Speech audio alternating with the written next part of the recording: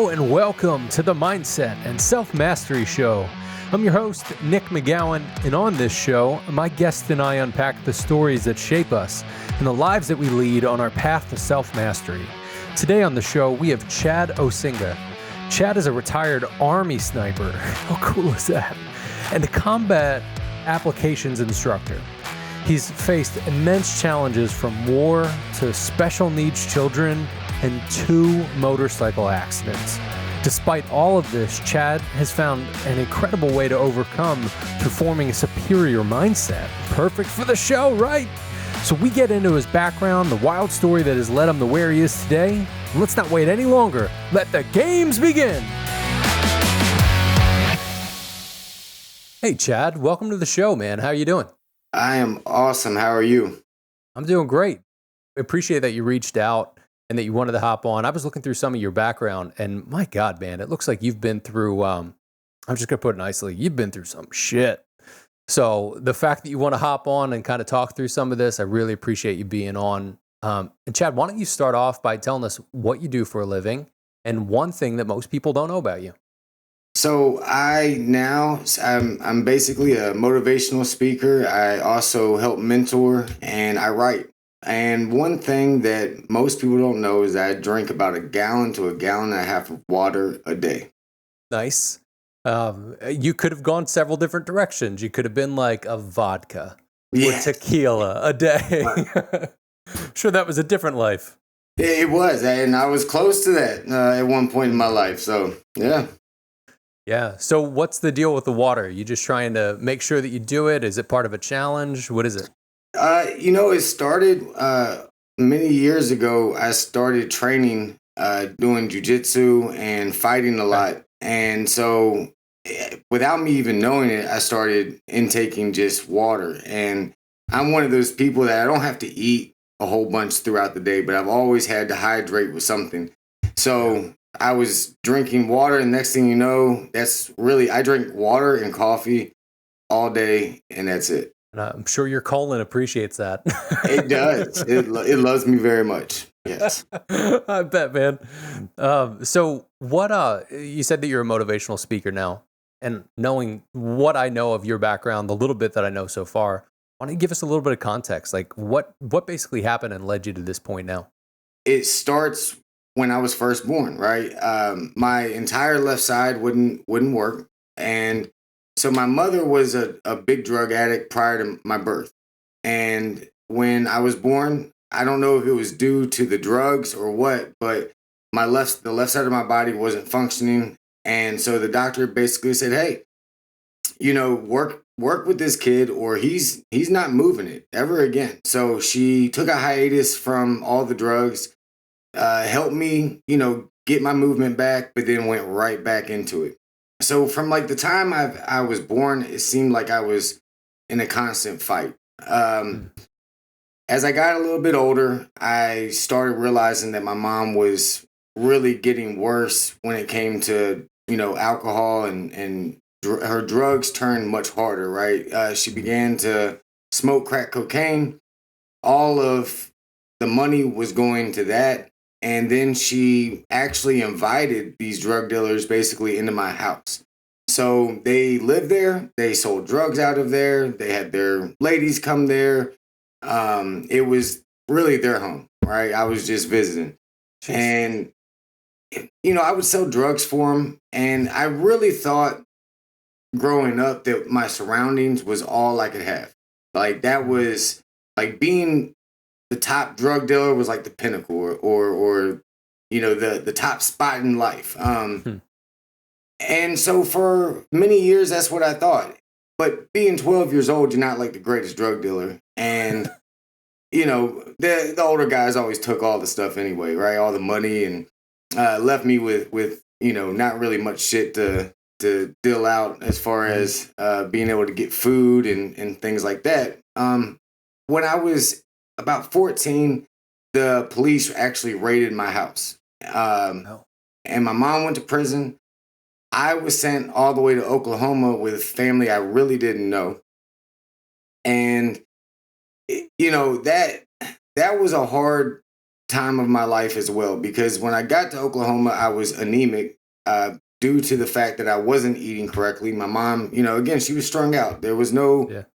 Dinners being made, and I was too young to really get a solid job. So, the little bit I made off of drug dealing was what I had to go to McDonald's and, do the little bit I could do as far as getting food and some type of substance. But when I got there, my aunt and uncle were very religious. They worked at a church. They believed that I was a very evil child, I think. And so when I got there, they treated me as if I was like 2 years old. They would put me in the corner, and stand me there and make me eat my dinner there, do my studies there, and then go to bed. Right. And I remember because the corner was like at the front door and the living room was right behind me. My uncle, he's a bigger guy. He worked at like the oil fields. And he was not the guy I was trying to get in a fight with, being a scrawny 14-year-old. So I listened, and but I was miserable. And, their quote unquote spankings to me were a little excessive. I would sometimes bleed and I would be like black and blue from that. There was times where like he threw me down the hallway, all over very minor things in my opinion, Yeah. And so I ended up running away from there. The first time I got caught, I was like, I got caught because I was I stopped at this little Exxon and they had these donuts and I was so hungry, man. And I was like, oh man, I was like looking at them like they were like just T-bone steaks. And they have a curfew in the Tulsa, Oklahoma area. And I didn't know that, but the cashier, I guess, did. Called the police. Police came. Here comes my uncle and the police. And so they brought me back to their home. And of course, they were very unhappy with that. And it wasn't maybe 2 weeks later. I finally, while I was there, they wouldn't allow me to talk to my mother while she was incarcerated. And they wouldn't allow me to talk to my grandmother or anybody I really knew from Virginia, where I was from. And the few times in that year and a half that I lived there, the few times that they would allow me to, talk to them or read the mail, they always opened it. They always monitored the phone calls. And my grandmother said, hey, it's okay to come home. And I have no idea why she said that. But when she did, that's what sparked that I'm out of here, right? So 2 weeks after that first, attempt, I got to a friend that was in one of my classes, and I was like, hey man, take me to the edge of this town, right? I didn't even know where I was really going. So he takes me, and there's like this dusty payphone gas station that like no one ever uses. And I think maybe 2 people stopped there the entire time I was there. I was probably there like 4 hours, 5 hours. Wow. The second guy that stopped there actually gave me a ride to halfway to the airport, right? And paid the rest of the way for me to get a taxi and go. And he had talked to my grandmother on the little payphone because I had about 3/4, worth of phone calls back then. So, but it all worked out. And I got home and then I was arrested for breaking probation. So that next day, the sheriffs came to my grandmother's house. They arrested me and sent me to detention home. They gave custody to my aunt, one of my other aunts who lived in Virginia.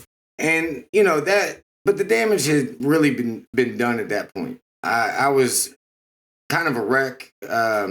I didn't care much about life. I didn't think that I was gonna have anything good in this life, right? And I was my anger began driving my life, right? Like I was under the influence of anger. There's no other way to really say that, you know.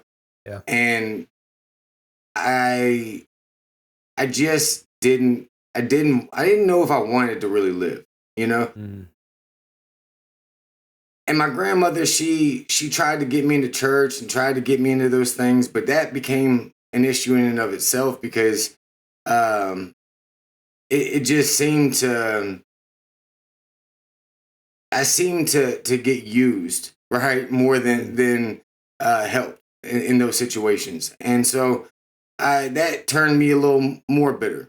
Um, and I met this girl, and we're still married to this day, but she changed my world, man.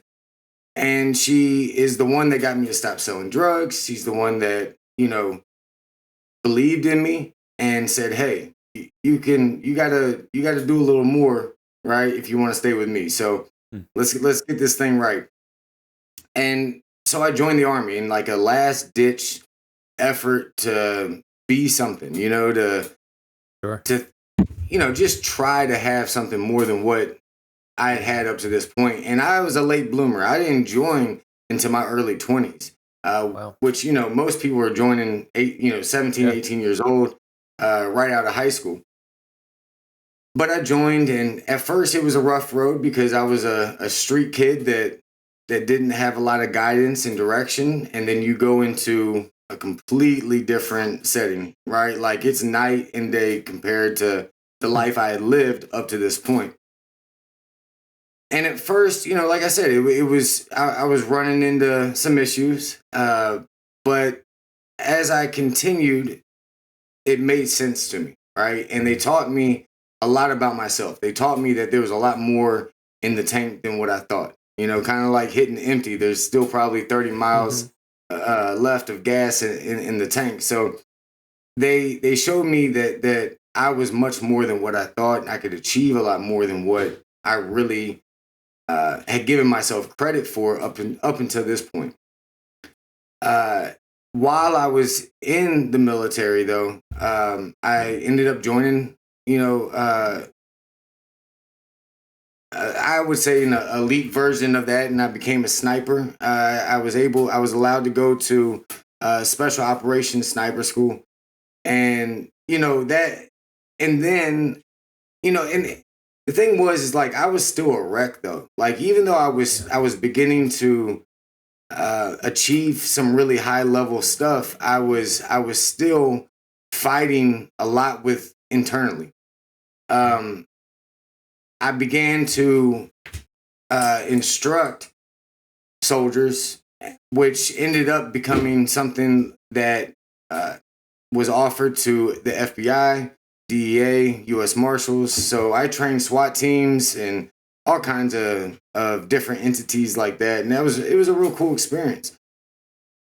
But by this time I had accumulated a lot of injuries through deployment and Mm. just trainings. I mean, your body gets really beat up when you live that type of life, and so the army was like, "Hey, it's about time." I was about 10 years into my career, and they were like, "Hey, you're really beat up. You've had multiple surgeries. It's time for you to take an exit." And I didn't want to go, but there's not much you can do in those moments. Mm.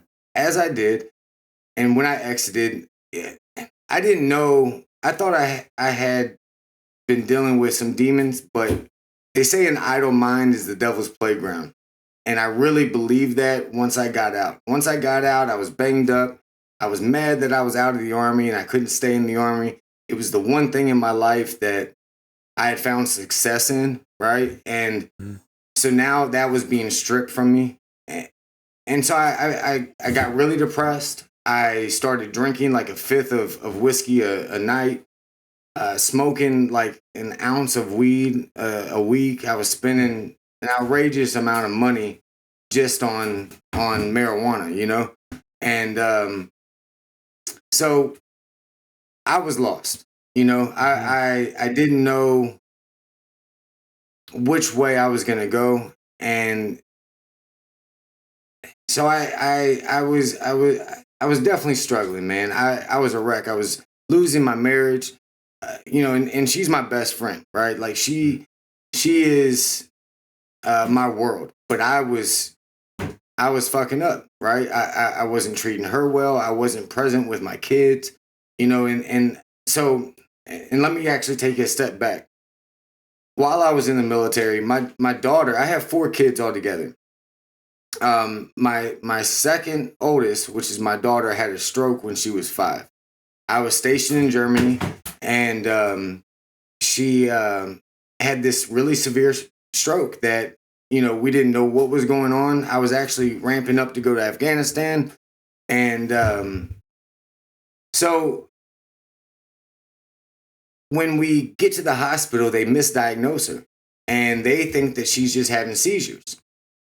Well, there's language barriers. There's a lot of different things going on that are at play, I guess, if you will. And so, um, finally, a neurologist walks in that next day and is like, "Hey, have you guys given her an MRI?" And they're like, "No, no shit, right? Like that's probably a smart thing to do." Mhm. Well, her brain was basically swollen, like super swollen, and she was going to die in the next few hours if she didn't have emergency surgery.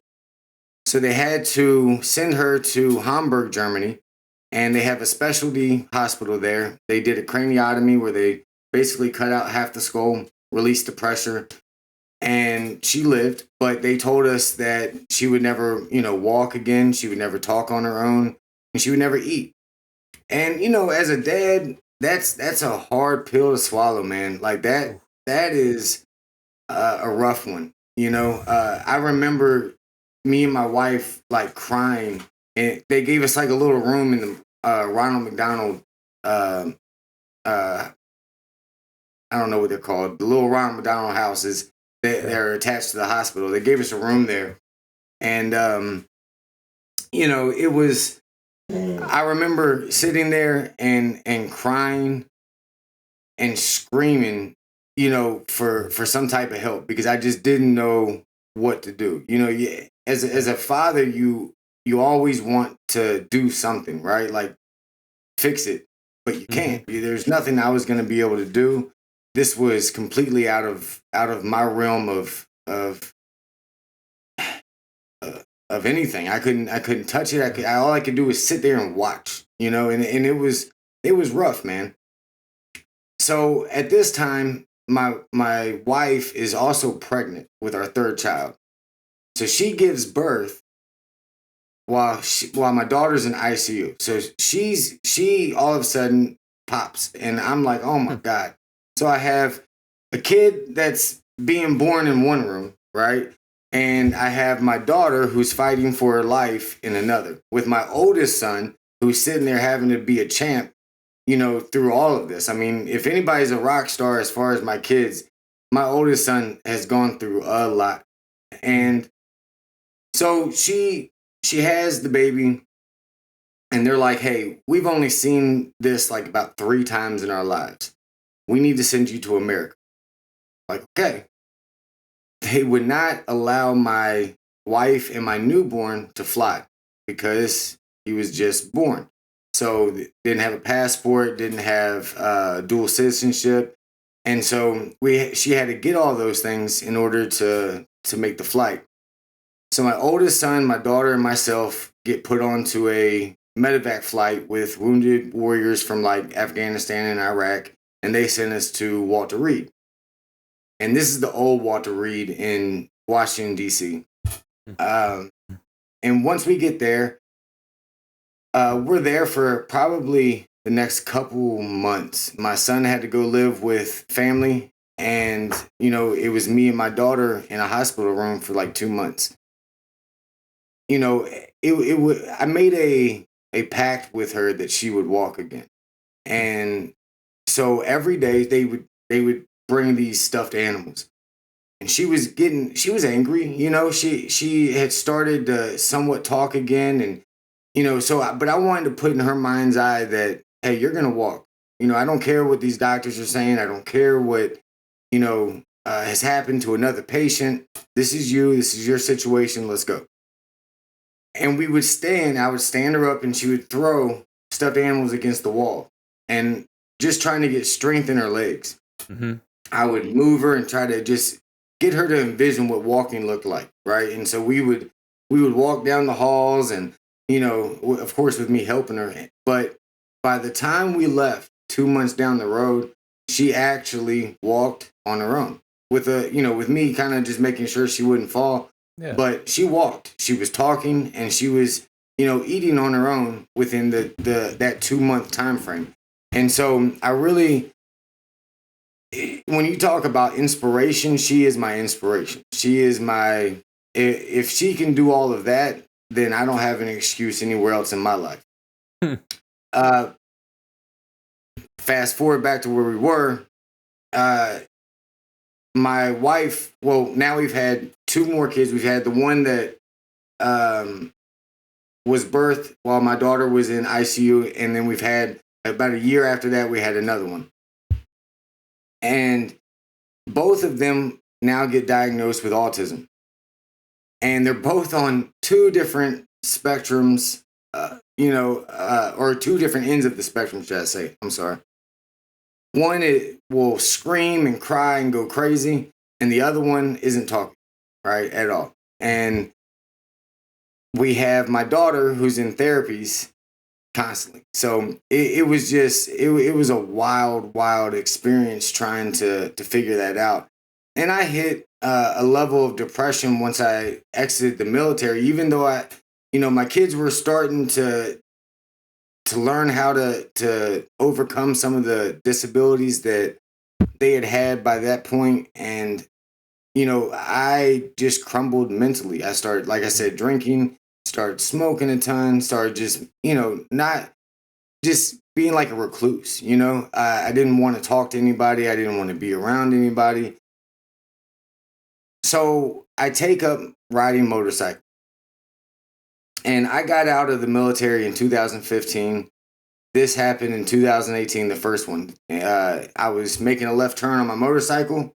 Some 19-year-old kid playing fucking Pokemon Go blows through the red light and blows through me. Puts me on a guardrail and destroys the bike. Everybody thought I was going to die. Somehow I didn't, right? Somehow I lived through that, and everything was going to be everything, right? I was going to be okay. But I was super scared now of intersections of, I already had my own PTSD from my past, the military, and now I get hit by a car, right? So my mind was a wreck. And I continued to drink, continued to smoke, because I thought I needed those things to numb my mental state, right? And it took me about a year and a half, maybe about a year, to build the courage to get back onto a motorcycle again. But I refused to allow the fear to beat me. I had a good friend rebuild my old motorcycle, and I said, all right, I'm gonna get on it and I'm gonna try. So I think that I'm doing all the right things. I get on to this motorcycle, I'm riding, I have a group with me. And in 2018, about just shy of 2 years after this last accident, we're riding, I'm actually on my way home, and I'm in the far left lane of I-95, and this van in the middle lane doesn't see me because their lane was slowing down. He wanted to jump into the fast left lane. And when he did, he ran into me at 65 miles an hour. He hit me so hard that my motorcycle never, it hit the Jersey barrier, but it never fell back down. It was like into the Jersey barrier. And what they told me was he continued to drive a little bit with the bikes on the vehicle. Like he still didn't realize fully that he had whacked me. they were expanding I-95 at the time. And so my body got sent into a construction zone. I died on the way to the hospital. And then after my first surgery, they realized that the damages were so bad that they needed to go in and do a second surgery. Right before that, the medications or something mixed wrong. And I don't know if you ever had surgeries, but they put you on the gurney and like you're right across from wherever you're going to get surgery at, right? Uh, it's like a little pre-op area. And they check your vitals. Well, next thing you know, I'm slurring my words. They thought I was having a stroke. They didn't know what was going on. Next thing you know, I flatlined again. They have to rush me. And I stayed in ICU for about 7 days after that. So, and the story gets even funner because while I'm in ICU, this COVID, so no one can see me, right? I still haven't seen my family since I got whacked. I don't have a cell phone to really communicate. I have the little messed up phone that's on the side of the bed, and I have reruns. That's it. So I had that for 7 long days, and I can't move. I can't get up out of my bed. I can't do anything. Right. Um, it really put. What's crazy is I think what was meant to be a very negative piece in my life actually turned very positive for me. That those 7 days, like I've been telling a lot of people, opened my eyes because I had to face me, right? Like there was nothing that was gonna, I don't, ICU will do it to you. You're just having to visit a lot of different things throughout my life, and there was no turning away from it. There was no numbing it. There was nothing. It was just facing it and dealing with it and moving on. So I think when I did that, I realized that I had a purpose, right? That was so much bigger than just myself or just my family. God, the universe, whatever we want to call it, him, her, whatever, is very real and definitely had a plan, right? Because most people don't survive one motorcycle accident, much less two. And so, yeah. And so, I left the hospital and I still had a long ways to go. You know what I mean? With my mental state. When I got back to my house, I was bedridden. I had to relearn how to walk. I had to, and I still had more surgeries. Like that was the other thing. Like I still had more surgeries to get. You probably can't see it, but my hand, there's like a zipper scar all the way up right here. And that was a mess, because in only my pinky and this finger work.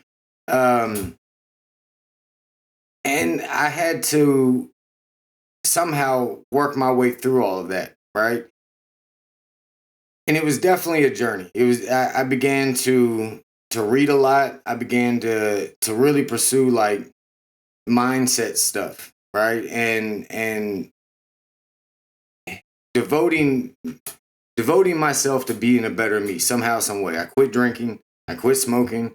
And it didn't happen right away. But it definitely, this last wreck, it changed me for the best, I think, right? Because I think because of the purpose part of it, right? Like I knew without a shadow of a doubt I was here for a reason, right? And I just had to figure out how to get out of my current situation, right? Because there was many points where I didn't know if I was gonna walk again. So, I didn't know what my tomorrow was necessarily gonna look like, So yeah, I started to really dig into the writing and started digging into putting myself in a different surroundings as far as people, right? Entrepreneurs and people that thought differently than than the average bear. And as I began to do that, I began to really excel, just in every area of my life. My marriage, it began to flourish again, and my kids began to like me again. So, everything started coming full circle for me, and I was very grateful, not to get hit, but I'm thankful that I was able to refine myself, right? My purpose in life, and know that what it is. I think that this world, we have this belief system, right? That we develop. And there's a lot of different people that talk about this, how we associate situations to us, right? Just like we associate green with go and red with stop, we associate specific things to us. And a lot of that is just really, really false. Like my thinking that all I could be, sorry, my dog. No worries. My association with my past, I thought was all I could have, all I could be, right? And it took me to be around certain mindsets for me to really break free and know that, man, there's more. I'm capable of more. This it was just a moment, and there's a lot of good information to extract from the bad things in our life. And that's what I think that, Kobe said that losing is exciting to him, right? Because he can find, those weaknesses, those chinks in his armor, and now he can begin to work on those things and become that much stronger of a player or a person, right? And so once I began to realize that all that bad stuff, all those hardships, there were a lot of positives to take away from that. A lot of things that I could apply to my armor, fill in some holes and move forward and really be able to help other people that were in similar or worse situations than I was. And that's what I've been trying to do, whether it be speaking or writing or mentoring people. Just a lot of this stuff. Like I love working with kids as well. So anything I can do with the youth, I'll do that. And it's definitely it's been a blessing to say the least. Sure, man. What a story! Just to be able to think through all of that stuff when you're sitting there in bed for 7 days and you cannot move, you can't do a fucking thing besides just think. For you to have that transitional period that literally moved you from a fixed to a growth mindset to start to say, okay, well, things have to change. It's wild how I think that things have to happen to us or happen for us in a way to go, oh, okay, got it. I think of those as little God nods where God's up there like, hey, here's a curveball. And you're like, oh, shit, that almost took my head off. Yeah, do you got the point? You're like, okay, I think I get the point. Man, you've gone through so much from a child on up, even through your own kids, where I'm sure you could pick out different people in life where you're like, yeah, you would have jumped off the train. You would have jumped off the train. Most people would have. So in that space of the 7 days when you're lying there and you're thinking, I've got a lot of work ahead of me. I got a lot of stuff, but there's positives that are happening. How did you manage your mindset in that space and not go fucking bonkers? I think a few times I did. Sure. Maybe you need to, I think that I leveraged the fact that I was alive. I leveraged the fact that if, for whatever reason, if there was nothing more to this life that I was living, why would I still be here? Right? After all the things that I've been through, I mean, I skimmed through my life a little bit. There's a lot of stories I could tell you, and a lot of things that where I probably shouldn't be here, right? I not probably. I know I shouldn't be here, and a lot of a lot of that I really believe is that purpose, that overall purpose. It took me a very long time to figure this out Mm-hmm. because I'm hard headed, but I also think my hard headedness was what kept me alive, right? But in those moments, I began to leverage that, and then that desire for wanting more. And say, okay, I have Yeah. a fifth chance, a sixth chance at this thing. I don't want to waste it this time, so I got to start looking. I have to start looking inward, right? And then I started saying, okay, but I've done a lot of badass things along the way. And so if I've done those things, right, then that means this thought process isn't real. It's not true, right? It's not accurate. It was a moment in my life, right? And it definitely uh helped define me and make me who I am, but it doesn't define who I'm going to be tomorrow or the next day or anything else. It's just an accent in the overall picture, right? Mm-hmm. And I think that that's what I tried to leverage in those moments, and what would help me get through all of that, right? When you face death so many times, and sooner or later you're like, okay, God, I got it. Like I'm supposed to be here. Let me Yeah. stop trying to sabotage my own existence and you know Yeah. do something with it. So I think that Oh, was the key for me. and it's a good point about sabotaging your own existence. Yeah, it's almost like you just get in your own fucking way sometimes. And then when you think Oh, about it and it hits you, you're like, oh, silly me. I'm the asshole in the group here. I'm the one who keeps yeah. getting in the way. So if you think about what you know now and what you're going through and the stuff that you went through as a child, if you could look back and have conversations with that kid, and maybe you've gone through and you've dealt with some childhood trauma, and maybe you've even sat down and with your past self to talk through that stuff. But what sort of advice would you give to that kid that was going through that shit? That everything that I could have ever needed was already within me, right? We look for a lot of extra stuff, and whether it be the world that we live in or are introduced to on a daily basis, commercials, TV, rap songs, it's always fill your life, fill the voids with this. You're going through this, have this. This is just all you deserve.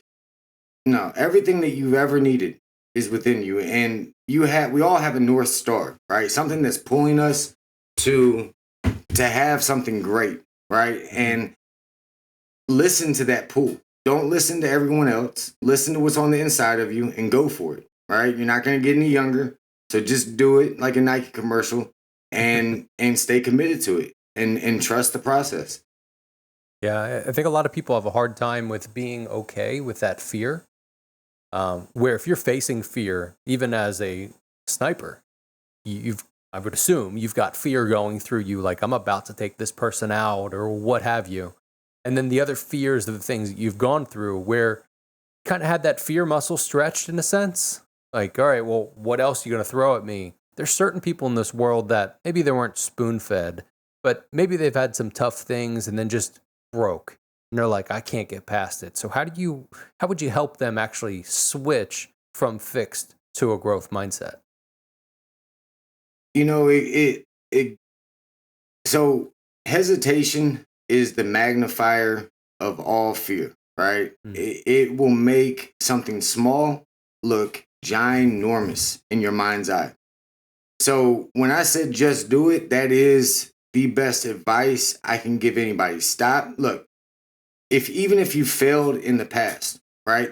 The next time you get up, and you're not starting from scratch anymore. You have feedback. Yeah. Every mistake, every miss is feedback, right? It's not the end of the world. It's not that you aren't good enough. You just didn't know. Well, now you Hmm. know, right? You know that doesn't work, or that does work, or you need to do it just a little bit different to make it work, right?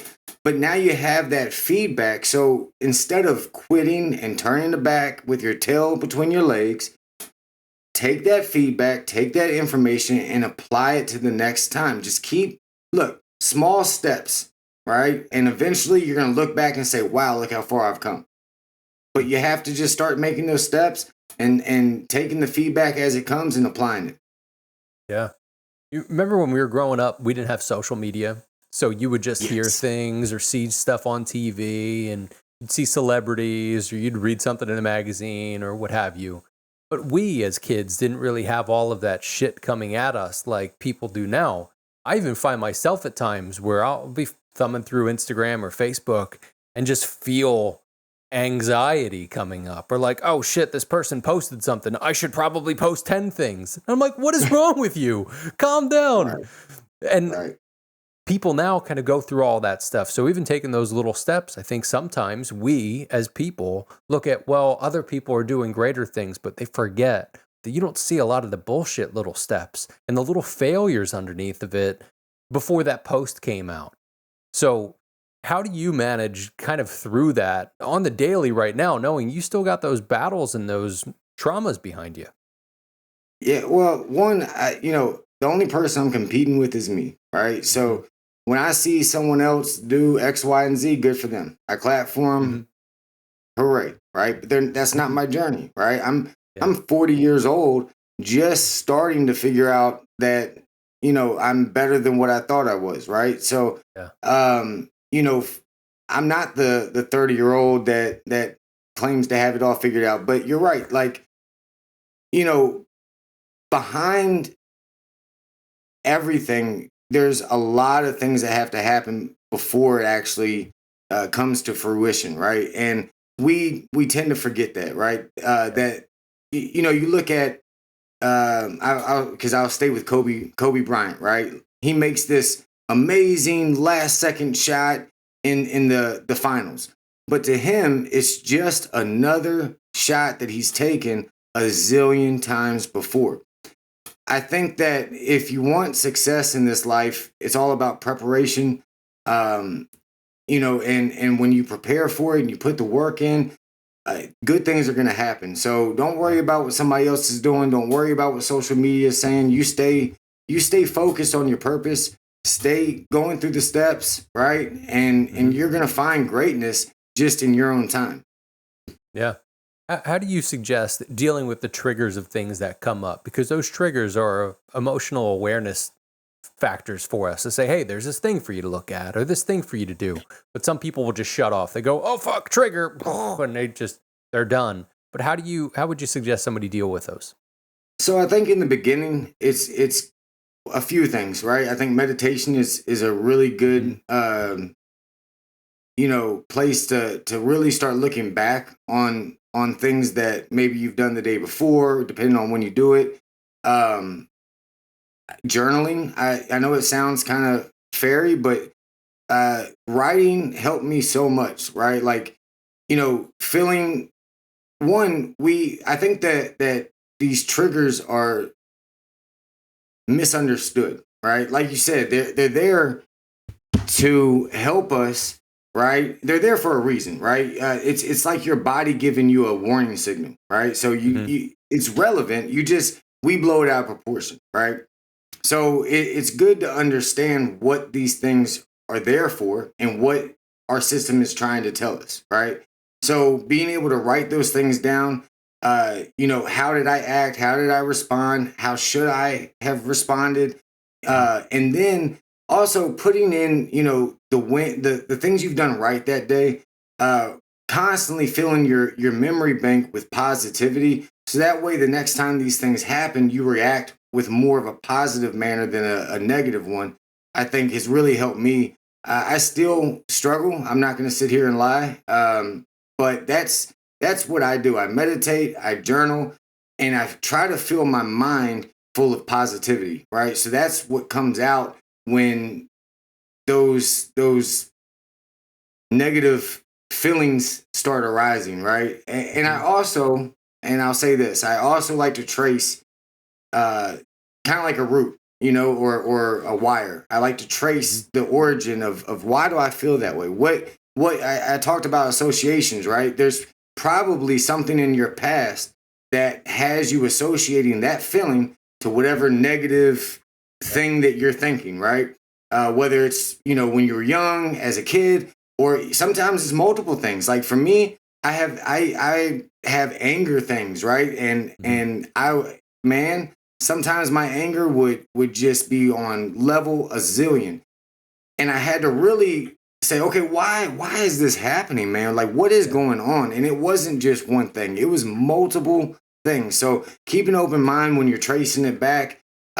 Don't be afraid to keep going down the rabbit hole a little bit to find out what's going on. Just don't stay there. Good stuff, man. So yeah, taking that action, doing journaling and meditating. I mean, you're preaching to the choir with that one. I do that daily. And I fought that for the longest time. Like, I don't want to journal. My handwriting's atrocious, blah, blah, blah. Right. And it's not as much about going back and rereading. It may be for some people, but it's about the act of actually getting it out and allowing the brain to start working through and getting into a better space. It also sounds like you've set yourself up for a positive default, where at default, I've got some positivity, where how you grew up, the default was fuck everything, everyone should die. Right. Yes. Jeez. Yes. Man. Big Well, facts. dude, I am so glad that you were on the show today. I appreciate you being here. I appreciate you being open. I appreciate you sharing what you've gone through and the fact that you're still here and doing what you're doing today, man. Well, I appreciate you having me. It was a blast. And I don't mind if it helps even one person. I'm a happy camper. So Heck yeah, I think about that too. It doesn't matter if there's hundreds of billions of people listening to this, as long as there's one person that goes, that thing can help me. Yeah. That's what this is all about. So on that note, why don't you tell us one piece of advice that you'd give somebody that's on their path towards self-mastery? So know your why. Okay. So once you find your purpose and, okay, that's the thing that's pulling me, I want to do that. Why? Why do you want to do it? What I've found in my life is that if I don't have a defined why, I quit, right? Like, because eventually things get hard. You have to do the work, right? The work's the hard part. So why are you going to get up at 5 o'clock in the morning, right? Why are you going to journal? Why are you going to follow those wires and go down the rabbit hole? Why? What is the reason that's going to motivate you to do those things on a daily basis when no one's watching, when there's no gratification, when you don't see the big wins, right? What is going to drive you to do that, you know? And so I would really encourage you guys to find out your why. I love that. You know, we've all been told, find your why or figure out the why. And I think for the most part, some people just brush it off like it's just old hat. Like, yeah, I get it. I should know what my why is. And they kind of think a little bit about it. But I think back to what you'd said about tracing back. Because if you start to look and go, well, why do I like this thing? Why is it sports that I like, or music, or why is it this? You can go back and back and back and back. I know you can't really see it on the shelf here because I actually changed out the books. But behind that mindset book is a book called QBQ, The Question Behind the Question. And that's something that has always stood out to me. It's like, well, why do you like ice cream? Well, I like it because of this. Well, why because of that? And it might go all the way back to, well, my grandfather took me to Dairy Queen when I was 5 and we got ice cream. And you're like, oh my God, that ties to this thing. So, man, I appreciate you being on and talking about all this stuff. Before I let you go, please tell us where people can connect with you. Yeah, so my website is mrtenacity.com. You can also email me at mrtenacity40@gmail.com and Chad Osinga on Facebook. If you message me on there, I have a Facebook group and I'll add you. Good stuff, Chad. Well, again, thank you so much for being on the show. Appreciate your time. Thanks for having me.